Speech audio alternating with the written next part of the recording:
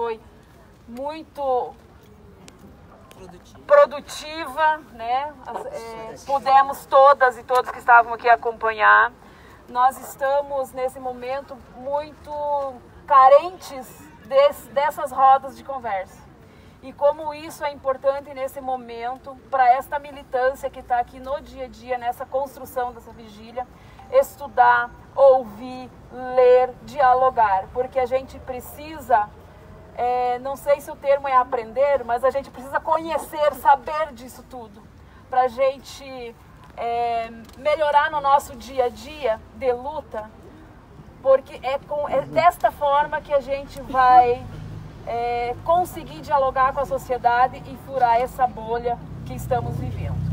Penso que a gente tem melhorado muito já, penso que a gente já conseguiu dar um bom salto, mas precisamos muito, a gente precisa muito conhecer como é que funciona isso tudo para a gente ir lá na periferia de Curitiba, ir lá na periferia de São Paulo, do Rio de Janeiro, né, de todos os estados, para a gente poder dialogar com o povo, né? Então, muito obrigada por somar conosco nesse momento.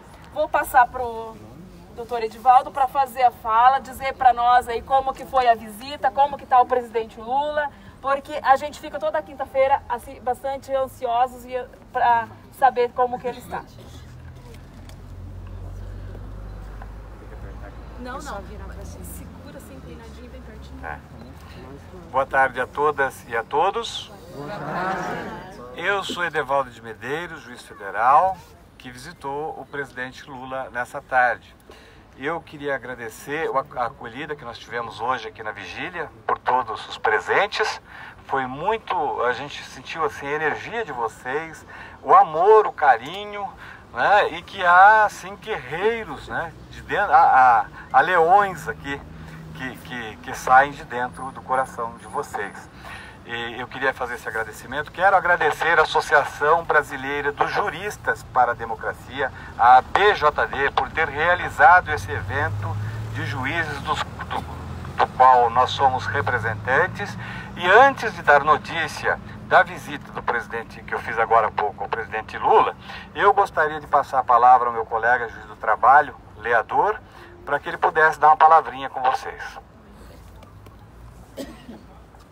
Muito bem, o Edevaldo, meu nome é Leador Machado, eu sou juiz do trabalho em Araguaína, Tocantins.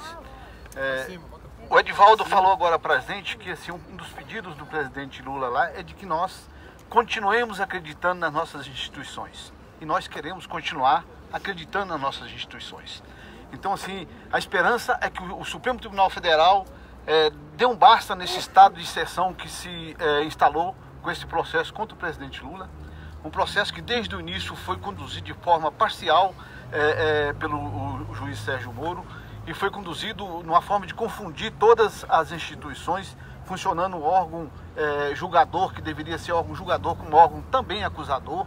Então, assim, todo um processo de exceção que foi durante todo esse procedimento, que finalmente, agora, nessa conjuntura que se agravou muito, com esses últimos fatos, que demonstram cada vez mais o objetivo desse grupo que conduziu essa operação desde o início, que é um objetivo de chegada ao poder desse grupo institucional, com a saída do juiz Sérgio Moro para o Ministério da Justiça, que demonstrou a sua parcialidade ainda mais uma vez, e com essa questão dessa instituição aí do Dallagnol, demonstra o objetivo desse grupo. Então que o Poder Judiciário, né, nas suas instâncias superiores, dê um basta e cesse com essa situação de exceção que se instalou nesse país e que nós retornemos à normalidade jurídica e façamos realmente que as nossas instituições voltem a funcionar e que finalmente que se faça justiça ao presidente Lula, tirando ele dessa situação constrangedora, humilhante, que colocaram sem nenhuma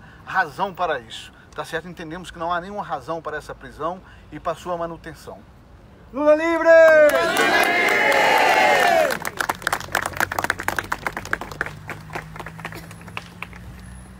Bom, gente, vocês querem saber o que eu encontrei lá. Imagino, não é? Olha, eu confesso a vocês que me emocionei ao entrar lá. Assim, você vê, eu vou descrever o cenário para vocês. estavam sentados numa mesa os dois advogados, o Cristiano Zanin e o Manuel Caetano, e o presidente Lula. Estavam sentados em três, numa mesinha, e eu cheguei e sentei ao lado deles para conversar. Gente, tem um gigante ali. Tem um gigante, tem um homem muito forte e corajoso. Eu vi um homem muito forte e corajoso. Foi isso que eu enxerguei ali. O presidente Lula está com excelente saúde. Ele é um homem, você vê que dali é um leão. É um leão, a comparação que se pode fazer. Ele, cabeça elevada, queixo elevado, como ele disse que a mãe dele mandava ele fazer. Me ensinou, falou de economia, falou de política. Ele não concorda com o fato de estar preso. Ele diz que é inocente e que isso será provado e que ele vai ser absolvido. Ele não aceita outra decisão do Poder Judiciário que não seja a sua absolvição. É a única decisão que eu conformo. Ele disse para mim que é a pessoa que nunca passou pela cabeça dele fugir do país. Ele estava no Uruguai um dia antes, uma semana antes da prisão, e cogitaram que ele ficasse por lá. Alguém aconselhou a isso. Ele falou: eu não devo nada para ninguém, eu sou um homem honesto e eu não vou fugir do meu país. Eu vou voltar para o Brasil e eu vou ficar lá. E ele disse mais. Ele falou para mim o seguinte: a história não é compreendida no momento em que ela acontece. Eu perguntei a ele se ele tinha se arrependido da decisão de não ter abandonado o país. Ele disse que em nenhum momento, aconteça o que acontecer, ele não iria manchar a biografia dele com uma fuga ou um asilo político, que poderia ser entendido como uma fuga, né? Dá o argumento de fuga. Então, o presidente Lula, a gente falou lá aí passei as cartas que as pessoas entregaram aqui para ele, uma a uma. Os olhos dele brilham quando a gente entrega as cartas, ele vai lendo rapidamente as cartas ali na hora que você vai entregando. Ele ficou bastante emocionado com as cartas da rodoviária. A hora que eu mostrei para ele a sacolinha do pessoal da rodoviária de Brasília, ele falou assim: porra, por que você não tirou uma foto disso? Então, aí tem o melhor da coisa, né? Ele falou assim: você quer um café? Gente, quem não quer um café feito pelo presidente Lula, Mário? Nós queremos. Pois ele fez o café. E aí ele acabou de fazer: eu vou fazer o café para você. Ele disse com aquele vozeirão grave dele, né? Eu vou fazer o café para você. E aí ele foi fazer o café ali do ladinho, na cafeteira que ele tem, que ele disse que ele mesmo gosta de preparar o café dele. E aí ele virou para mim e falou assim: açúcar ou adoçante? Eu falei: açúcar. Ele falou: não tem.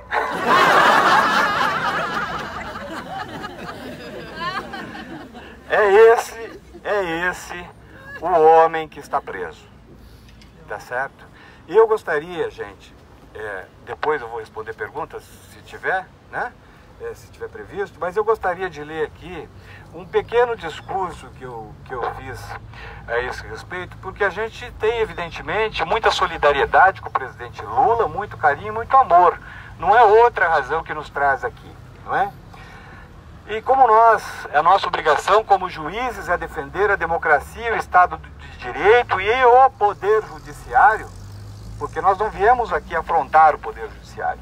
Nós viemos aqui dizer que somos parte do Judiciário e que nós queremos que a nossa instituição funcione muito bem, não é? E defendemos a Constituição. Nós defendemos a Constituição, evidentemente. Nós não viemos aqui para criar fissura com o Judiciário, não é esse o nosso propósito.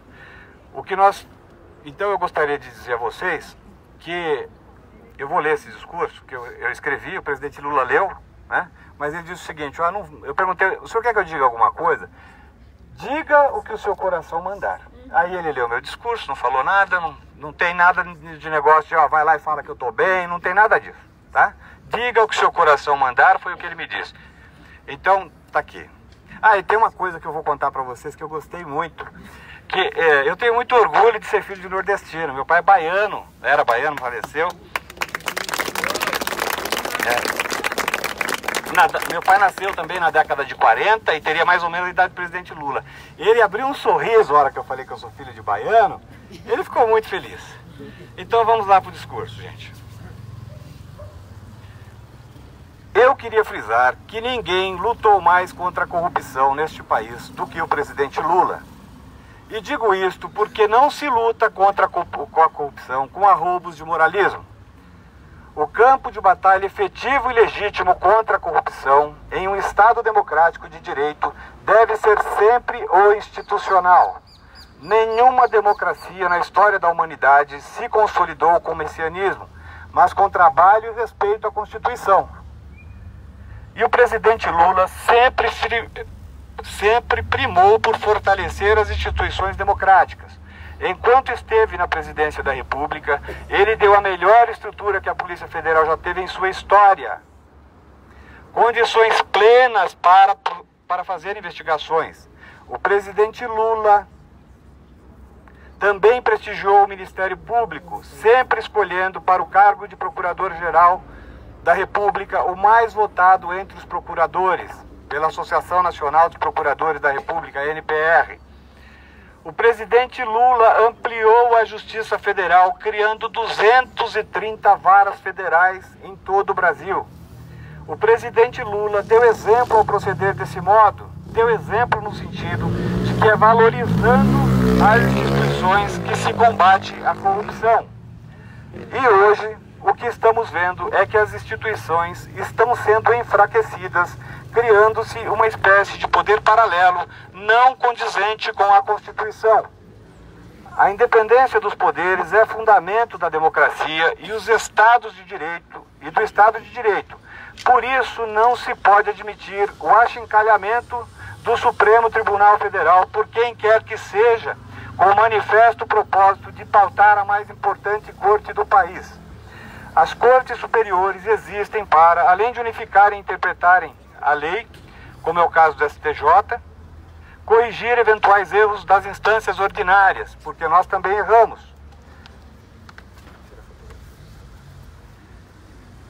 Daí porque essas cortes são compostas por juízes de singular expressão e indiscutível experiência. Não podemos deixar de lhes dar o apoio para o futuro, porque não há sociedade democrática que sobreviva alimentando-se de rancor e ódio, olhando no retrovisor. Não se pode conceber que juízes das mais altas cortes deste país tenham uma espada sobre suas cabeças quando vão julgar alguma questão ou pessoa, porque se assim for, não haverá independência e imparcialidade.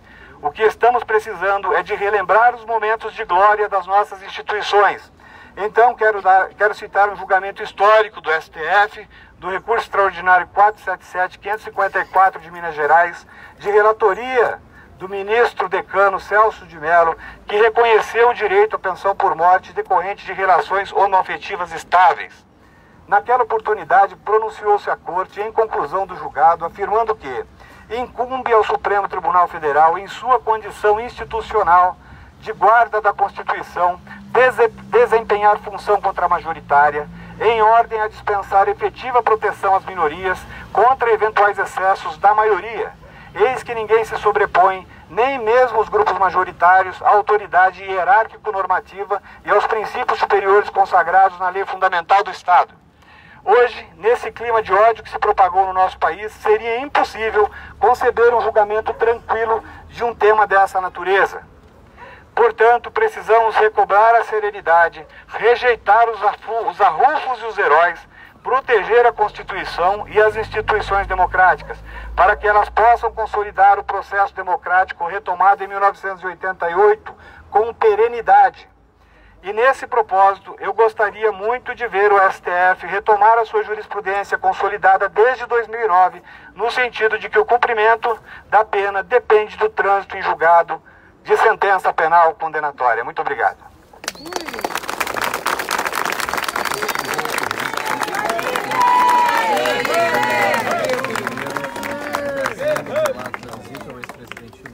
Doutor, como é que o senhor se sente vendo um homem desse tamanho? Qual foi o sentimento nesse espaço, nesse local? Eu achei um pouquinho abafado. Mas a grandeza do presidente Lula, ela toma conta de todo o ambiente, né? É lógico que você sente, assim, um homem que a gente ama, que o Brasil ama, e eu não sou diferente de muitos dos brasileiros que aqui estão aqui. É lógico que você sente dor de vê-lo ali, e isso não tem jeito, né? A gente sente essa dor, né? Não gostaria de vê-lo ali, evidentemente. Mas a grandeza dele supera essa dor, tenha certeza disso. Obrigado. A doutora Raquel Braga quer fazer uma fala pra gente também. Bem-vinda, e que bom uma mulher do jurídico para falar com a gente, do setor que a gente está aí, né? Tem muitas pessoas que criticam e a gente precisa continuar, acreditamos que temos pessoas lá dentro na defesa da Constituição, da democracia junto com a gente. Boa tarde, em especial às mulheres que eu estou vendo aqui e vejo pelos noticiários, muito importantes nessa luta. Estão aqui com garra, resistindo e acreditando que as instituições vão funcionar. E quando eu cheguei aqui, a primeira pergunta que me fizeram foi: o que você veio fazer aqui? Primeiramente, nós viemos aqui, juízes, defender a regra do jogo, defender o devido processo legal. E a defesa do devido processo legal não é só para o presidente Lula. Se o devido processo legal for ameaçado, cada um de nós estará vulnerável. A gente sabe que o país é de uma desigualdade gritante, a gente sabe que os pobres, a gente sabe que os negros, a gente sabe que a parcela LGBT sofre muito na pele a ausência do devido processo legal. Mas por que essa defesa intransigente quando se trata do melhor chefe de Estado que esse país já teve? Porque se fizerem com ele, a realidade poderá ser muito pior para todos nós. Então, nós temos que resgatar o devido processo legal, resgatar o cumprimento da regra do jogo, resgatar que cada instituição possa cumprir o seu papel sem pressão, que os poderes tenham a independência apregoada na Constituição, judiciário na sua caixa, executivo na sua caixa e legislativo na sua caixa. Não é possível conceber que o judiciário destrua a política. Sem política, não há democracia. Sem respeito às regras do jogo, não há democracia. Quem aqui não sente um gostinho de ver Michel Temer preso? Afinal de contas, Michel Temer quebrou o acordo que ele mesmo estabeleceu com a presidenta Dilma. Mas não é por isso que nós vamos defender uma prisão preventiva, uma prisão sem processo, uma acusação sem provas, um judiciário que investiga, julga e condena, ou atua como parte.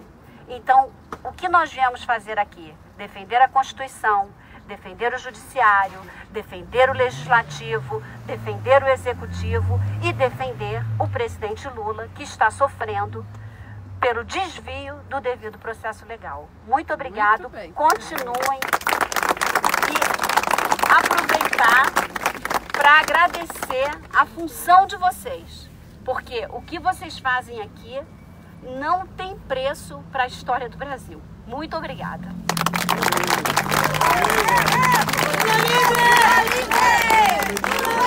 Guerreiro do povo brasileiro! Lula, guerreiro do povo brasileiro! Lula, guerreiro do povo brasileiro! 7 de abril! Prendendo nosso Lula, seremos resistência, porque você é luta! 7 de abril! Prendendo nosso Lula, seremos resistência, porque você é luta! Está o povo sem medo de lutar. Aqui está o povo sem medo de lutar. Aqui está o povo sem medo de lutar. Muito bem, companheiras e companheiros, muito obrigada por somarmos, muito obrigada por estarmos todas e todos juntos. Não é simples e não é fácil, porém está nas nossas mãos resistir, está nas nossas mãos seguir nessa história, está nas nossas mãos escrever a mais importante página desta história, está nas nossas mãos transformar esse momento no maior aprendizado para a nossa geração e para as gerações futuras. Então, sigamos. Resistência sempre. É isso aí.